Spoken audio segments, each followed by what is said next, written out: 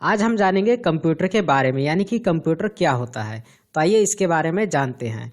तो यहाँ पे जानते हैं कि कंप्यूटर क्या होता है। देखिए, what is computer. Computer is an electronic device machine which except the data from the user, convert the data into the information as required.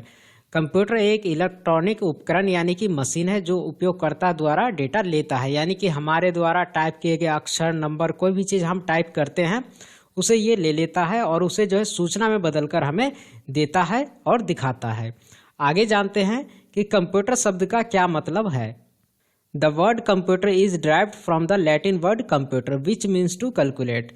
जो आप ये देख रहे हैं कंप्यूटर शब्द लैटिन भाषा के कंप्यूटर से लिया गया है, जिसका मतलब है गणना करना, यानी कि कैलकुलेट करना।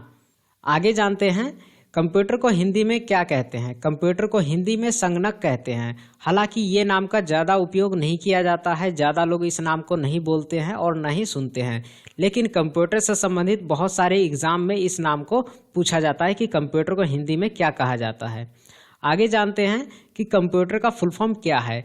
देखिए, कंप्यूटर का फुल फॉर्म कुछ इस प्रकार है। सी से कॉमन, ओ से ऑपरेटिंग, एम से मशीन, पी से पर्टिकुलर, यू से यूज्ड फॉर, टी से ट्रेन एंड टेक्निकल, ई से एजुकेशन और आर से रिसर्च।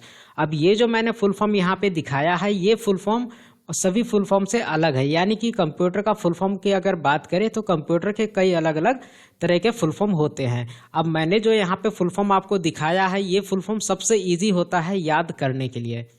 तो अगर आप कंप्यूटर का फुल फॉर्म याद करना चाहते हैं तो इस फुल फॉर्म को याद कर सकते हैं। वैसे कंप्यूटर के बहुत सारे अलग अलग तरह के फुल फॉर्म होते हैं, जिसका मतलब भी अलग अलग होता है। यहाँ पे इसका मतलब जान लेते हैं। देखिए, सी से होता है कॉमन। कॉमन का मतलब है कि कंप्यूटर से आप किसी भी तरह का काम कर सकते हैं। ओ से ऑपरेट, यानी कि काम को करना। एम से मशीन, मशीन है ही। पी से पर्टिकुलर, यानी कि किसी पर्टिकुलर वर्क के लिए कोई स्पेशल तरह का काम अगर आप करना चाहते हैं तो वो भी कर सकते हैं। उसके बाद यूज्ड फॉर, यानी कि काम करने के लिए, यूज्ड करने के लिए। टी से ट्रेड, ट्रेड यानी कि व्यापार में कर सकते हैं कंप्यूटर का यूज़। टेक्निकल, टेक्निकल जो फील्ड होते हैं उनमें कर सकते हैं। एजुकेशन, शिक्षा में कर सकते हैं। आर से रिसर्च, रिसर्च यानी कि आप जो है इसका उपयोग डिफेंस में कर सकते हैं, या फिर आप जो है जीव जंतु के बारे में पता लगाने के लिए कर सकते हैं, जगह के बारे में पता लगाने के लिए कर सकते हैं, या फिर किसी तरह के बीमारी के बारे में रिसर्च करने के लिए कर सकते हैं। बहुत सारे कामों के लिए कंप्यूटर का उपयोग किया जाता है। आगे जानते हैं कि कंप्यूटर को किसने बनाया था। देखिए, कंप्यूटर को जिन्होंने बनाया था उनका नाम है चार्ल्स बेबेज। अब यहाँ पे जो मैंने चार्ल्स बेबेज नाम लिखा है वो हिंदी में लिखा है, लेकिन यहाँ पे साथ में मैंने इंग्लिश में भी स्पेलिंग आपको दे दिया है चार्ल्स बेबेज का। ये नाम आपको याद करना है क्योंकि कंप्यूटर से संबंधित बहुत सारे एग्जाम में ये भी बेसिक सा क्वेश्चन पूछा जाता है। आगे जानते हैं कि कंप्यूटर का उपयोग कौन कौन से कामों में किया जाता है। तो कंप्यूटर का उपयोग एजुकेशन में किया जाता है, यानी कि स्कूल कॉलेज में किया जाता है।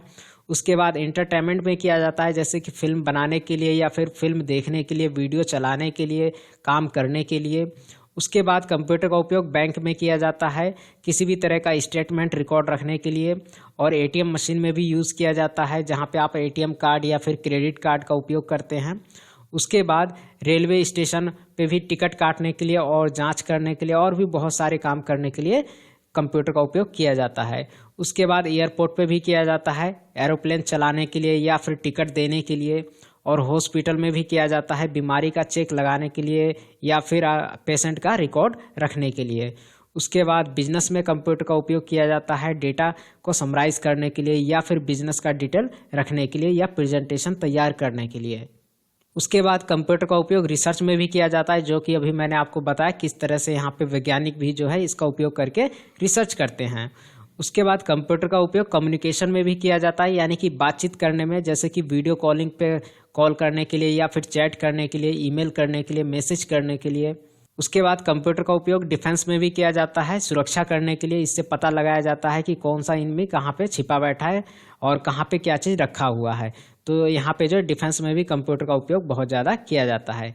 उसके बाद आगे यहाँ पे जानते हैं कंप्यूटर इन डिवाइसों से मिलकर बनता है। अब कौन कौन से डिवाइसों से मिलकर बनता है कंप्यूटर, उसके बारे में बात करते हैं। अब देखिए, यहाँ पे पार्ट्स ऑफ कंप्यूटर जब भी आपको कोई पूछे तो यहाँ पे बहुत से लोग कंफ्यूज हो जाते हैं कि पार्ट्स ऑफ कंप्यूटर कौन सा होता है। तो देखिए, मेन पार्ट्स ऑफ कंप्यूटर अगर कोई पूछता है या पार्ट्स ऑफ कंप्यूटर, तो समझ जाइए कि ये वो चीज़ पूछ रहा है जिससे जो है कंप्यूटर बना हुआ है मिलके।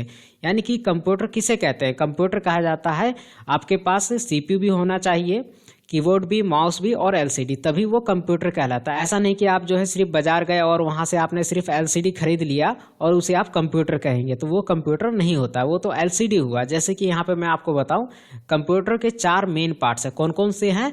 पहला है मॉनिटर यानी कि एलसीडी, दूसरा कीबोर्ड, तीसरा माउस और चौथा है सीपीयू। ये चारों चीज़ों को मिलाने के बाद बनता है एक कंप्यूटर।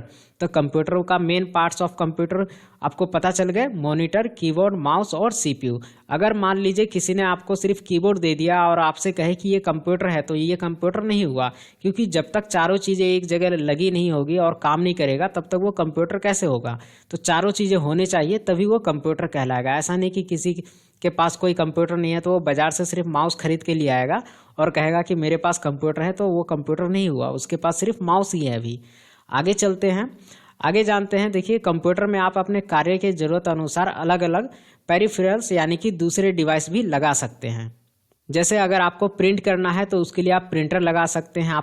अगर आपको गाने सुनने हैं या वीडियो का आवाज़ सुनना है या ऑडियो सुनना है तो उसके लिए आप जो है स्पीकर लगा सकते हैं, इत्यादि। आगे चलते हैं, कंप्यूटर कितने प्रकार के होते हैं इसके बारे में जानते हैं। अब देखिए, कंप्यूटर तो वैसे बहुत सारे होते हैं, अलग अलग तरह के कंप्यूटर होते हैं, लेकिन यहाँ पे मैं बात करूँगा पर्सनल कंप्यूटर के बारे में, यानी कि पीसी। पीसी का मतलब होता है पर्सनल कंप्यूटर, जो कि ऑफिस या घर या फिर पर्सनल यूज़ के लिए किया जाता है। हालांकि इसका यूज़ बिजनेस में भी किया जाता है। तो आइए इसके बारे में जानते हैं कि ये कौन कौन से होते हैं। तो देखिए, पर्सनल कंप्यूटर 2 तरह के होते हैं। कौन कौन से होते हैं? पहला होता है डेस्कटॉप कंप्यूटर और दूसरा होता है लैपटॉप कंप्यूटर। अब ये दोनों तरह के कंप्यूटर आज के डेट में जो है बहुत ही पॉपुलर है, बहुत ज़्यादा लोग यूज़ करते हैं। अब यहाँ पे इन दोनों में जान लेते हैं कि दोनों में क्या अंतर है। वैसे तो ये दोनों कंप्यूटर जो है एक ही जैसे काम करते हैं, लेकिन डेस्कटॉप कंप्यूटर जो है वो रखने के लिए ज़्यादा जगह मांगता है। यानी कि डेस्कटॉप कंप्यूटर अगर आप खरीद के यूज़ करना चाहेंगे तो उसके लिए आपको ज़्यादा जगह चाहिए। अगर आप डेस्कटॉप कंप्यूटर लेते हैं तो उसे रखने के लिए ज़्यादा जगह चाहिए। और डेस्कटॉप कंप्यूटर इसे आप घर या ऑफिस में रख कर ही उपयोग कर सकते हैं, इसको आप साथ में लेकर ट्रैवल कहीं नहीं कर सकते हैं। और यह कंप्यूटर सस्ते होते हैं। और लैपटॉप की अगर बात करें तो लैपटॉप जो है थोड़ा महंगा होता है, और लैपटॉप को आप जो है चार्ज करके अपने साथ लेके कहीं भी जा सकते हैं और काफ़ी समय तक यूज़ कर सकते हैं। लैपटॉप में डेस्कटॉप कंप्यूटर के अलावा और भी कई तरह के फीचर होते हैं, जैसे उसमें आपको अलग से कीबोर्ड लगाने की ज़रूरत नहीं है, अलग से माउस लगाने की ज़रूरत नहीं है, और ना ही उसमें अलग से आपको स्पीकर लगाने की ज़रूरत है।